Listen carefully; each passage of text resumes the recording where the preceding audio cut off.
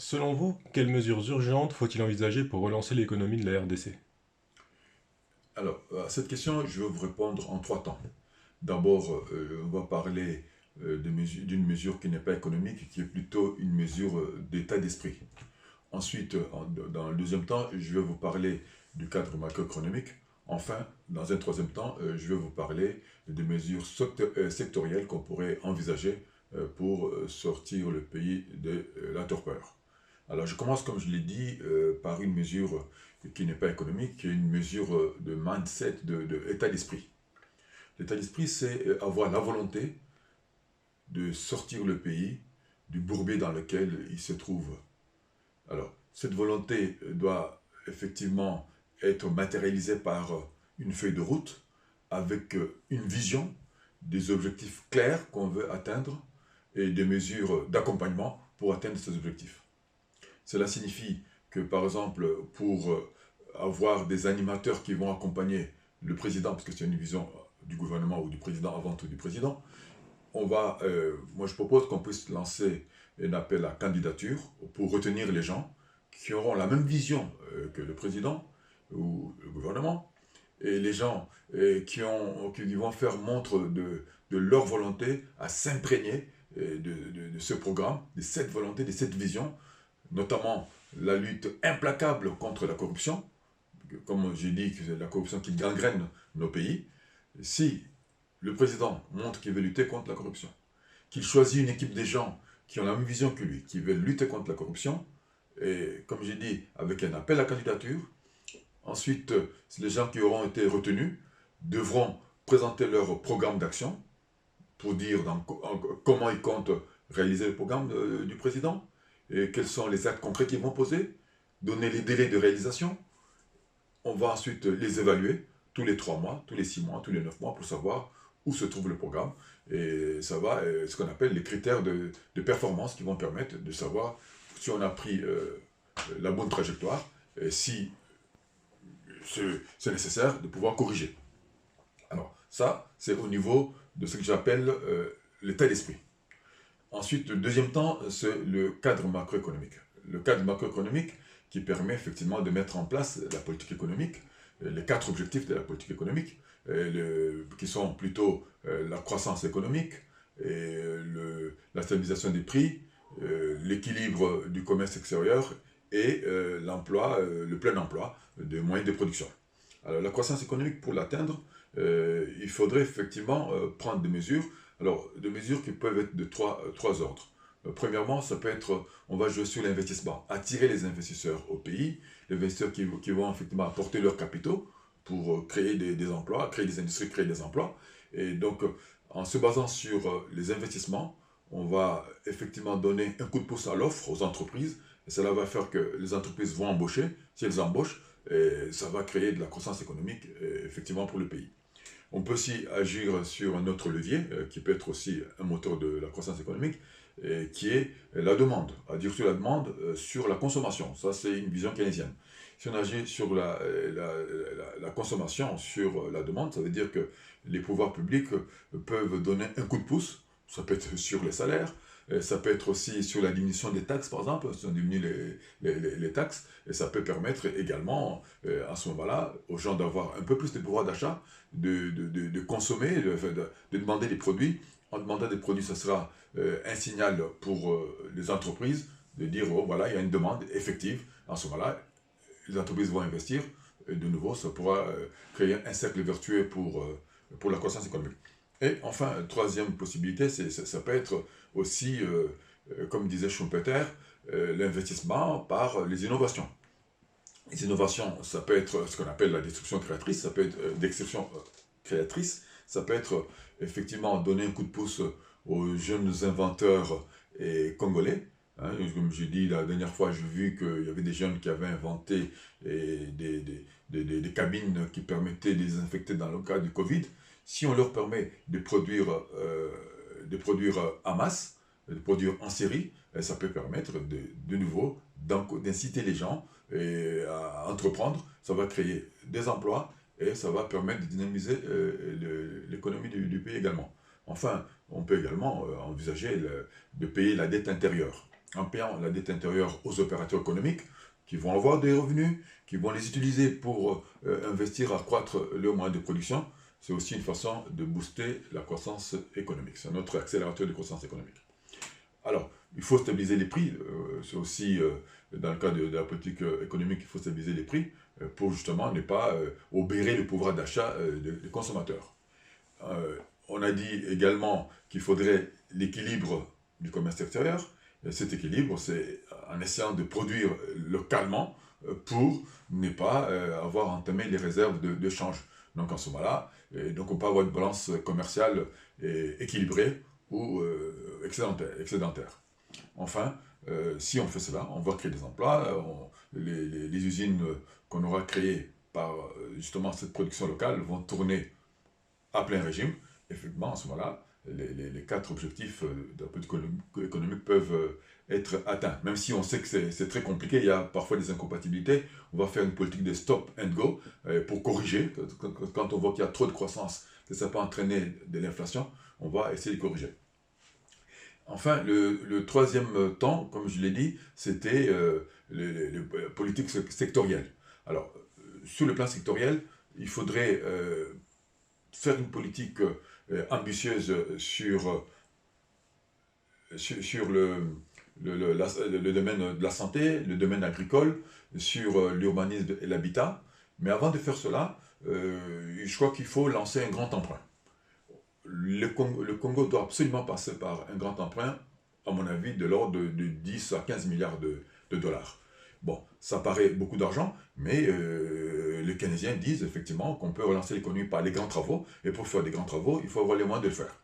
Alors, ce grand emprunt, s'il est bien utilisé, en augmentant les moyens de production, en dopant la création d'entreprises, en dopant la création d'emplois, évidemment, il y aura un retour sur investissement assez rapide, et le Congo a les moyens de pouvoir rembourser. Donc, je pars de l'idée qu'on lance un grand emprunt. Ce grand emprunt va nous servir à créer des entreprises, mais je voudrais dire également, va nous servir à rendre autonomes nos provinces. Donc dans ce grand emprunt, comme j'ai dit, de 10 à 15 milliards, chaque région pourrait recevoir environ 100 millions de dollars. Chaque région, il y en a 26 provinces, chaque province recevrait 100 millions de dollars pour pouvoir l'investir sur le plan local, dans l'économie locale.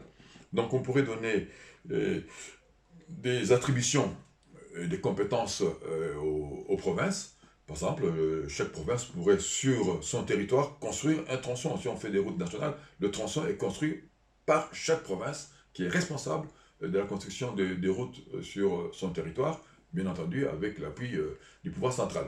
En ce moment-là, on verra quel gouverneur n'a pas atteint les objectifs, quel gouverneur est dynamique, qui ne l'est pas. Il faudrait également avoir des taxes et des impôts qui reviendront aux provinces. Et il faudra que les provinces puissent retenir à la source, effectivement, et les recettes publiques que les provinces vont faire rentrer. Alors, donc ça, c'est sur le plan de la manière dont on va décentraliser notre économie pour la rendre beaucoup plus performante, beaucoup plus dynamique. Si je prends le secteur agricole, dans le secteur agricole, il faudrait diviser le pays en pépinières de production, axé avant tout sur nos produits vivriers. Ça veut dire qu'on va définir le quota qu'il faudrait, par rapport à nos besoins, quels sont les besoins en matière de maïs, de manioc, de riz, et puis chaque province aura un quota à produire pour réaliser ce quota-là et ces objectifs qu'on aura fixés. On pourra effectivement rendre responsable le gouverneur de province qui n'aura pas atteint les objectifs.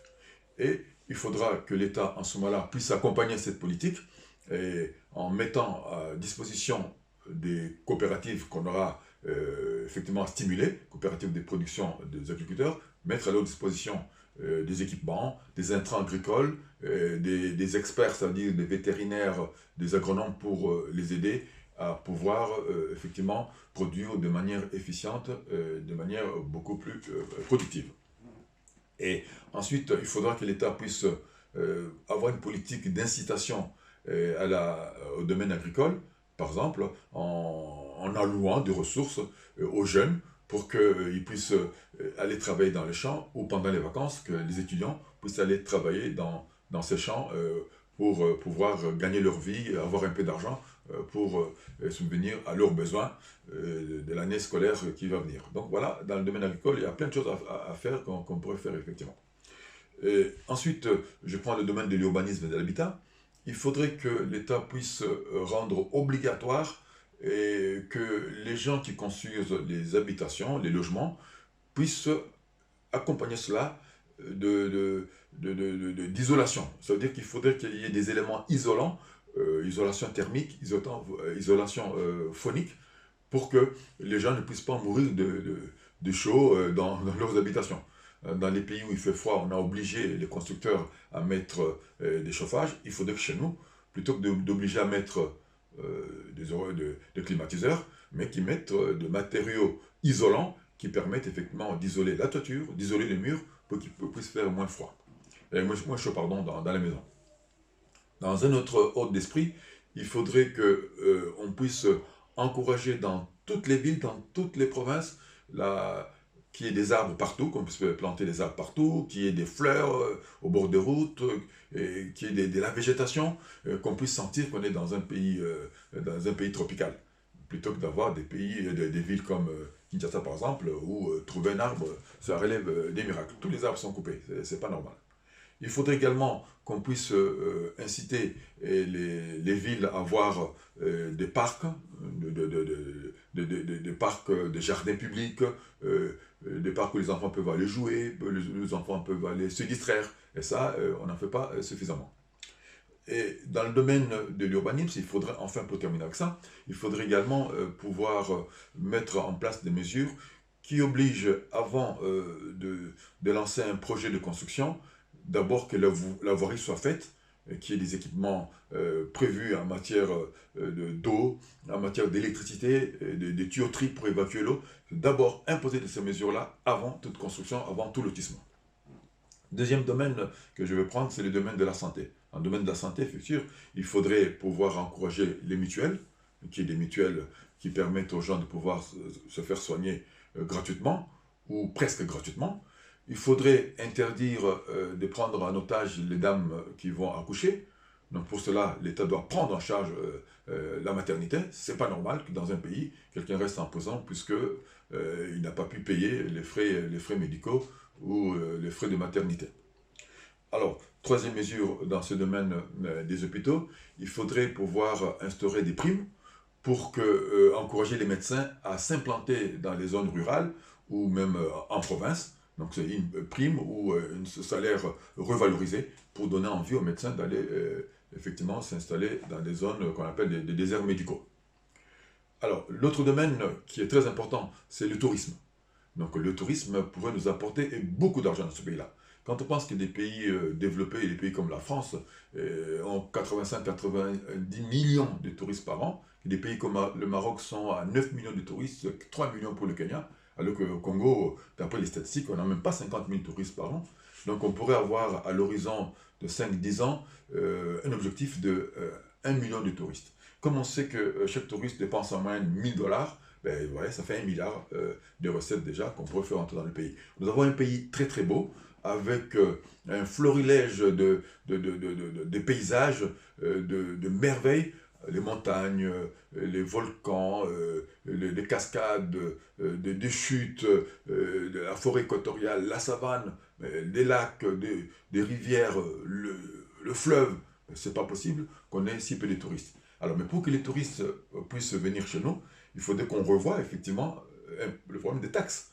Les taxes sont tellement élevées que les chambres d'hôtel sont trop chères, la restauration est trop chère, le déplacement, que ce soit en avion ou surtout en avion d'ailleurs, que ce soit en avion ou en train, sont très chers. Par exemple, pour faire 800 km aller de Kinshasa à Kananga, ça coûte aller-retour 400 dollars.